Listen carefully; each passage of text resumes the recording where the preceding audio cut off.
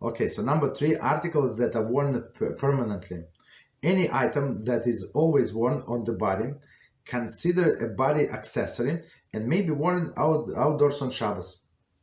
Right, so let's see examples. The Paskim cite the following example, meaning permanently. What is it? In olden times, girls' ears would be pierced at the young age. Okay, so today is also, but they would not be given earrings because until they got older. So they would pierce their ears because maybe like it was not as painful. I guess that's my guess, right? But they did not have many times. Today they would do like cheap rings. Earrings, like even cheaper, but it's gold. Even gold, like they're so tiny, they don't cost much, or gold plated, or right, or something. But in olden days, they would put slivers of wood, right? Wood, like to prevent the hole from closing. Okay, the slivers were not ornamental, right? It's like, of course. Nor they would they need would be like medical necessities. Nevertheless, since the girls never removed the slivers, and the slivers were useful to the body, I'm not sure, like in order to prevent the closure, I guess, it was permitted for the girls to go outdoors with the sliver inserted.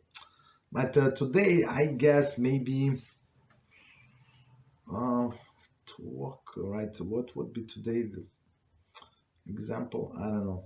I mean, if something was implanted like a pacemaker or something, I mean, it's obvious. I mean, what are you, how are you going to remove it or something, right? Or sometimes people have to go like with the medical equipment, right? Like they have some where on top some kind of like monitor for the heartbeats and stuff like that, so you have to wear like for 48 hours. So they always ask, not always, like two people ask me over the years, and I told them like if it's any 48 hours, unless it is like a critical medical emergency, so do on Sunday. What is the difference? So just tell them that you're going to start wearing on Sunday, or do before Shabbos. It's only 48 hours, so do before Shabbos. What's the problem, right? So you can always disconnect, remove, and return to the office after after hours. Okay, no problem. So we stop here. Okay, not shown a question about the picture. Yeah, I apologize. As I said, I don't see the. This is not okay.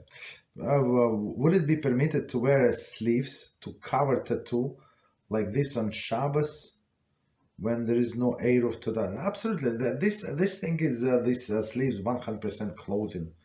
It's 100 to prevent dignity, to protect from elements, for sure. There is no problem. Okay.